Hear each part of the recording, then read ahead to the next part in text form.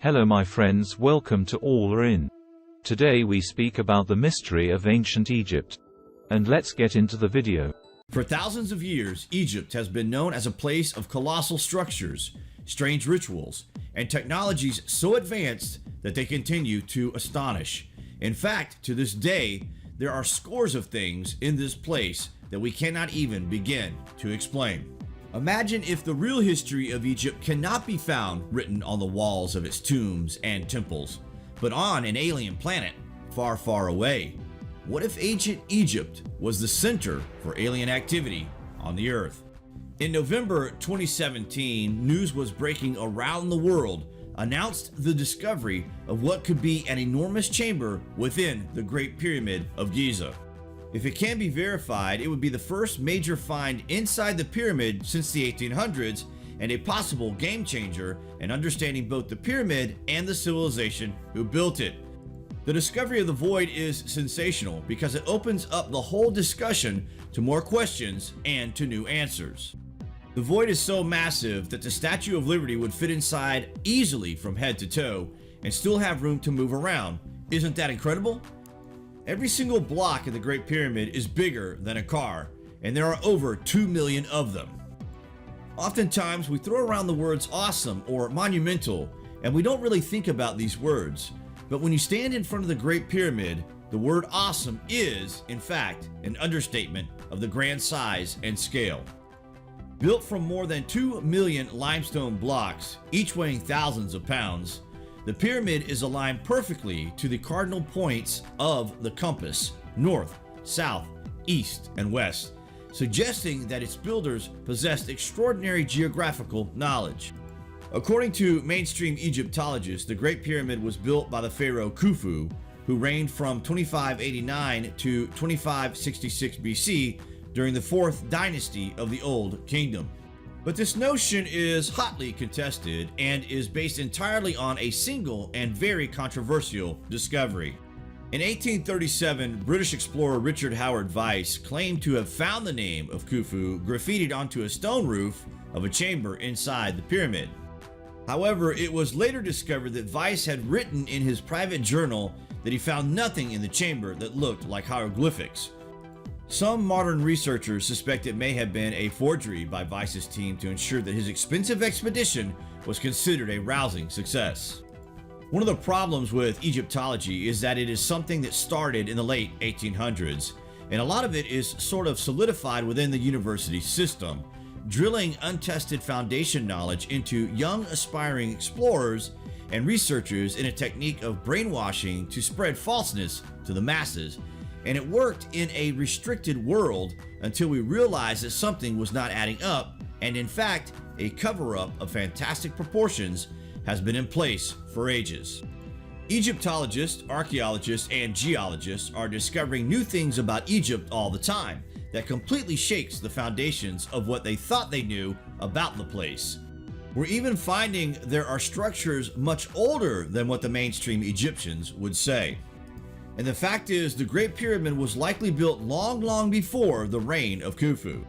There are many who believe the colossal structure is probably more than 10,000 years old and date back to a period predating that of the Great Flood. The main reason this pyramid is the most magnificent of all of them is not because it is huge, but because it is the biggest of them all, the oldest of them all, which means they got this thing built to perfection at the first attempt without any mistakes. This suggests the builders knew exactly what they were doing based on previous experience. But how can this be if this was the first pyramid constructed on the good earth? Wait till you hear this. Is it possible that whatever lies within the newly discovered void in the Great Pyramid will reveal not only incredible truths about ancient Egypt, but about the history of humankind? Could there be clues that reveal that Egypt was once home to an extraterrestrial civilization? The news of a possible fourth chamber within the Great Pyramid has become a source of great controversy inside the archaeological community. They have long held the belief that pyramids were essentially built as burial vaults, each possessing no more than 3 chambers. Archaeologists and Egyptologists claim that they were tombs for the pharaohs, and yet no Egyptian pharaoh was ever found in a pyramid in Egypt. We have found the mummies of many Egyptian pharaohs, but they're found in the vaults deep underground at the Valley of the Kings in Luxor, hundreds of miles away from the pyramids. The pyramids have no real explanation of what their purpose was. According to what are referred to as the Pyramid Text, a collection of ancient religious texts that were carved on the walls and sarcophagi of the pyramids at Saqqara more than 4,000 years ago. The god Osiris and his wife Isis came to Earth from the constellation of stars known as Orion's Belt, and it is from them that all human life originates. Osiris was the central god of the Egyptian belief system, and he was a god of fertility and a god of the earth, and he died and was reborn in his son Horus. So you have the cycle of death and rebirth, and this is part of the Book of the Dead. So the pharaoh, the king, would die and be resurrected. According to the story, Osiris had an iron throne that was coveted by many who sought to possess its awesome powers. One of these was Osiris's brother, Seth, who murdered Osiris in an effort to obtain the throne. Throughout ancient Egypt, in the temples, we see depictions of the gods on their thrones. These thrones are feathered because they are ascension vehicles. They are vehicles that take them to the stars and back. Could it be very possible that the throne is in the void? When we found this pyramid, there was no mummy, there were no treasures, no nothing, no hieroglyphs, nothing. What if all this that we're looking at is a decoy? Because the walls inside the Great Pyramid contain no hieroglyphs, and there is no evidence that the colossal structure was ever used as a tomb or temple, there has been increasing speculation to its original purpose. One theory held by numerous scientists and archaeoengineers is that the pyramid and others like it may have been built as one and an enormous network of power plants. Christopher Dunn's theories indicate that some of these pyramids had chemicals mixed in them. And in fact, studies of his working devices have shown that this probably would work. According to Christopher Dunn, the pyramids were actually geomechanical devices. In other words, they were attached to the earth, they were tuned to vibrate with the frequencies of the earth, and they converted the energies of the earth into electromagnetic energy. The best example of this is in the Great Pyramid. It's probably the most precise structure on the planet. According to Christopher Dunn's theory, the process of generating energy began with drawing water from the nearby Nile River to the base of the Great Pyramid. Right in front of the door of the entrance door of the Great Pyramid, there used to be a wall shaft, which was documented in 1857. And so the water would just feed down into a moat around the Great Pyramid and then go down the entrance shaft down under the ground. The water was used in the subterranean chamber. It is a water pump. The water was used to cause a compression wave and cause the pyramid to resonate. So in the Queen's chamber, two chemicals were introduced: hydrated zinc through the northern shaft and a dilute hydrochloric acid through the southern shaft. This vessel represents the Queen's chamber. When you bring these two liquids together, a chemical reaction occurs, and a product of that chemical reaction is hydrogen. The hydrogen vapor then escapes through the chimney, and there you have the reaction. Adding credibility to Chris Dunn's remarkable theory is the fact that the traces of both zinc and hydrochloric acid have recently been found in the shafts leading to the so-called Queen's Chamber. But if the pyramid was really designed as a gigantic power plant, how was the power applied? Could the Great Pyramid of Giza have been designed as part of an enormous network of ancient power plants, not 4,000 years ago, but much, much earlier, and by a civilization with incredibly advanced knowledge? For centuries, the Great Sphinx had appeared only as a giant head, peering out from a mound of deep desert sand. Only after years of excavation was the enormity of the structure once again revealed to the world. According to mainstream archaeologists, the Sphinx dates back to approximately 2500 BC, during the reign of the pharaoh Khafra. But in recent years, that information has been challenged by new research, which suggests that the Sphinx could be much, much older and probably more than 10,000 years old. Carved in rock and located between the paws of the Sphinx is an ancient inscription known as the Dream Stela. The Stela writing tells us about a time when the gods still mingled with human beings. The ancient Egyptians were very clear in this.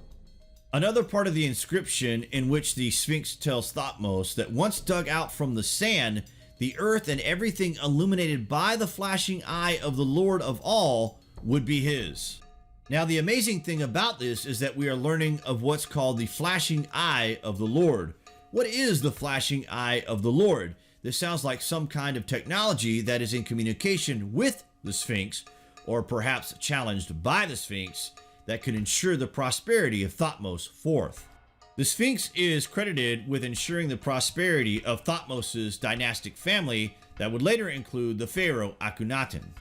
During his reign, Akhenaten decreed that Egypt would no longer worship a number of gods, but just the one god Aten, who was depicted as a golden disk in the sky. Akhenaten was said to become enthralled with the sun disk and this eye of the Lord. Is it possible that the eye of the Lord and the Aten disk are one and the same, and that they are, in fact, some kind of UFO spaceship that's hovering over Egypt as an eye in the sky and is guiding Egyptian civilization? There's literally no technology out there, not even carbon dating, that can actually tell us how old exactly the Sphinx is. Mainstream Egyptology and mainstream archaeology claim that the Sphinx was sculpted the same time the second pyramid was, but this is all guesswork. All the knowledge we have is still a guess. We're off by tens of thousands of years. A couple of Egyptologists in the early 20th century saw that there were weathering patterns on the Sphinx that seemed not to fit the weathering patterns of other structures of the Giza Plateau. This means there is incredible discrepancies between what we see on the Sphinx and other structures on the Giza Plateau. If the Sphinx was built in 2500 BC, there would not be the amount of water erosion on the Sphinx that we can see. So either the climate of Egypt was drastically different than what we think of it in 2500 BC, or the Sphinx is at least 10,000 or 12,000 years old. The head of the Sphinx seems to be a bit too small for the actual body, and so it has been speculated that the head of the Sphinx was actually something else originally, and then was recarved to be the head that it is today. Some archaeologists do think the original head of the Sphinx was the jackal head of Anubis, one of the most ancient of the Egyptian gods, dating back to the time of Isis and Osiris. But if this is true, why was the colossal statue changed, and when? Perhaps the answer lies, like most of Egypt's secrets, buried deep beneath the desert sands in an area located approximately 300 feet north of the Sphinx. Relatively unexplored, it is an area where some archaeologists and researchers believe lies yet another Sphinx, still deeply buried, and still bearing the head of the god Anubis. If the ancient Egyptians didn't build the Sphinx, who did and why? Could it have been used by a civilization far advanced from the one later depicted on the walls of Egypt's tombs and temples, a civilization whose origins were, as numerous ancient Egyptian texts suggest, not of this world? Edgar Cayce had a profound vision while in a self-induced trance. He sees himself as a high priest in ancient Egypt, a priest who was directly associated with the building of the Sphinx. According to Cayce's vision, this occurred not in 2500 BC, but 8,000 years earlier. One of the greatest sources for information on the older civilization of Egypt is Edgar Cayce. He is known as the Sleeping Prophet, an American psychic of great repute and note. He refers on one occasion to the date of 10,390 BC, when he tells us not only was this a time that the Great Sphinx of Giza was created, but also tells us that the records of some previous civilization that had existed on Atlantis were buried within this.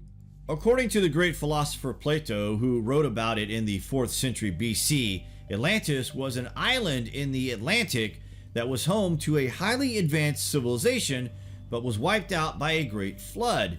In his vision, Edgar Cayce believed he saw under the right paw of the Sphinx a chamber that holds a hall of records from the lost civilization of Atlantis.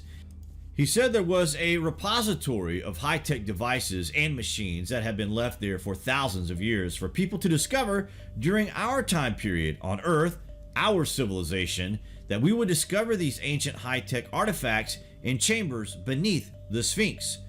Based on Plato's writings, Atlantis would have existed approximately 12,000 years ago. This matches up with the time period with the Giza pyramids, and the Sphinx were aligned with the constellation of both Orion and Leo. Some researchers also suggest this was the same era that was described in ancient writings as Egypt's so-called Golden Age, or Zep Tepi, a time in Egyptian history when the god Osiris had come down to earth from the stars. There are accounts from the walls of different temples that tell of an earlier age of activity, and it was said that this was when the gods themselves actually enter into Egypt and create everything that becomes a part of the later Egyptian civilization. They created the first enclosure, the first temple, and various other strange structures, which suggest some from a high technology and suggest that an advanced culture existed and thrived there, although there are many who dismissed Edgar Cayce's incredible vision as a mere hallucination. What Cayce envisioned was indeed discovered, one behind the head of the Sphinx and another directly below. But mainstream Egyptologists continue to insist these tunnels were made long after the Sphinx was constructed. The ancient necropolis, located 15 miles south of the Giza Plateau, is home to what mainstream archaeologists suggest is the first pyramid ever built in Egypt, the Step Pyramid of King Djoser. The Step Pyramid of Saqqara is known as the Stairway to Heaven.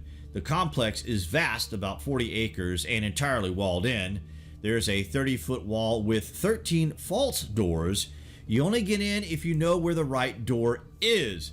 Curiously, the only reason why the pyramid is believed to have been built as a tomb for King Djoser is that the statues of the monarch were found inside the pyramid. Like all other pyramids, there was no credible evidence that a body was ever entombed there. This was all made of mud brick, just similar to that era. The leap between this and then the Great Pyramid of Giza is sensational. In recent years, the conventional notion that the Step Pyramid was built only 80 years earlier than the Great Pyramid of Giza has been challenged. They believe that the likelihood that Egyptians went from building a 200-foot tall step pyramid out of mud bricks to building a monumental marvel like the Great Pyramid in only 80 years to be a virtual absurdity. They also believe that the mathematical precision of the Great Pyramid's construction, coupled with its precise alignment, not only with regard to Earth's cardinal direction, but also the Orion constellation, is proof that it was built by a highly advanced civilization. One of the things you find, for example, is that if you take the geodetic location of the Great Pyramid as a decimal degree, the Great Pyramid was most likely built more than 12,000 years ago, some 7,000 years before the building of the Step Pyramid, and sometime before the cataclysmic event known as the Great Flood. After the flood, the original function of the Great Pyramid as a power plant was long forgotten, along with all of mankind's other technological achievements, and that it would take a series of interventions by other extraterrestrial visitors to help humans rebuild the world they once knew.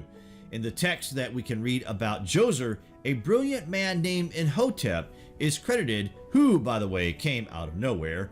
He was the designer and engineer of that pyramid. What does Imhotep actually mean? Get this, it literally means, "I come in peace."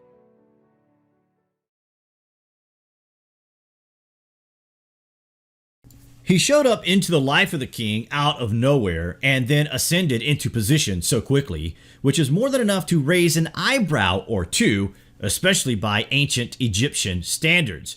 In Egyptian history, you can normally trace every position back to their parents, but Imhotep does not seem to have any family history. There is no trace of this mysterious man. Apparently just a common person, but a brilliant thinker who grew to great influence during the time of the pharaohs that he served, and then became virtually immortalized for all time. That is pretty significant. It is as if he became a cult figure during this time period, but why? Some have suspected that he was Joseph from the Bible because Joseph is described as an advisor to a pharaoh in about the same period of time. Imhotep rose to the incredible status as the wizard to the pharaoh. There are great mysteries about who Imhotep was, where he came from, and one of the extraordinary texts tells us that his knowledge did in fact come from the stars. In ancient Egyptian history, Imhotep spoke like a true ancient Egyptian, and everything he has came from the gods. It is said he was buried in the necropolis of Saqqara, but his tomb is yet to be found. But this necropolis and the surrounding desert is simply enormous.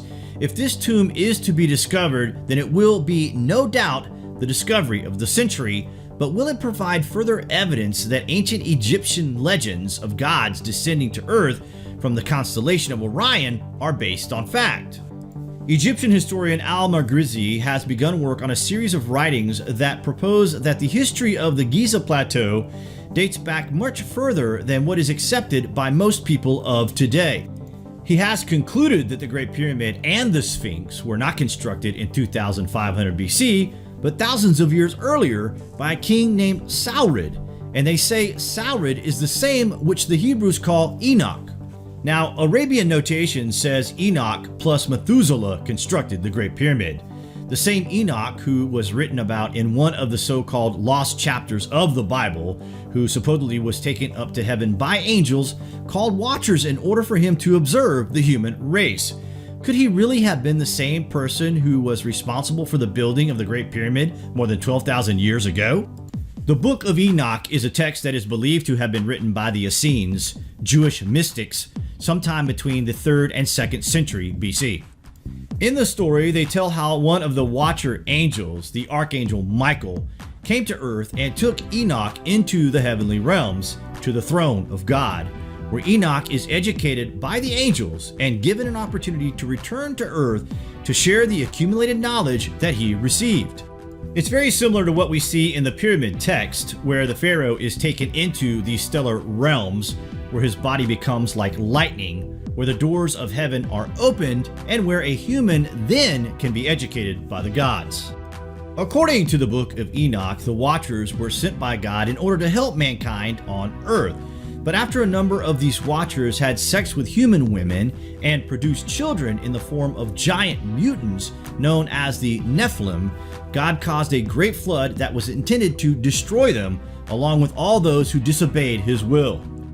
Our main knowledge of the Nephilim comes not just from the Bible, but also from the Book of Enoch, and also the so-called Book of Giants. The Book of Giants says that they were destroyed in a cataclysm that not only involved a deluge, but also fire that came out of the sky.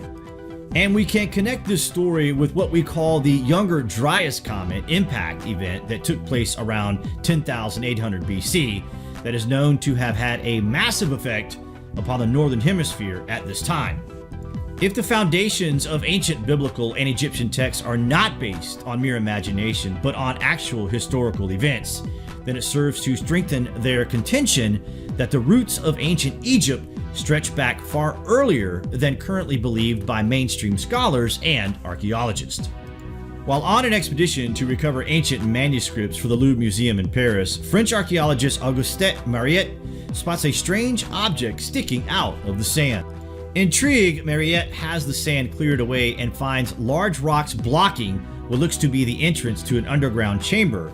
After using explosives to remove them, he gains entrance to a tomb complex also known as the Serapeum. Located deep beneath the desert surface lies a 700-foot long passageway. There, located in a series of alcoves neatly carved out of the limestone rock, are 24 gigantic stone sarcophagi perfectly constructed from solid granite, and each weighing roughly 100 tons, the equivalent of 55 mid-size automobiles. The boxes themselves are 80 tons, and then the lids are estimated to be 25 tons. One of the most mysterious things about this place is really how they managed to bring these heavy structures all the way down when breathing is intense today with the aid of pumped airflow. Each sarcophagus measures 13 feet, 7.5 feet wide, and over 10 feet tall. But just how the ancient Egyptians managed to transport these massive granite boxes remains unknown. as does their original intended purpose. It shouldn't be beyond our comprehension to understand these ancient places, but the fact is that we can't come up with a logical answer without incorporating ancient Egyptian history from the Golden Period and earlier to be actual records of actual historical events. We have so much left to rediscover in a world that is still recovering from the ancient cataclysm. What do you guys think of this anyway? Comments below, and as always, thank you for watching.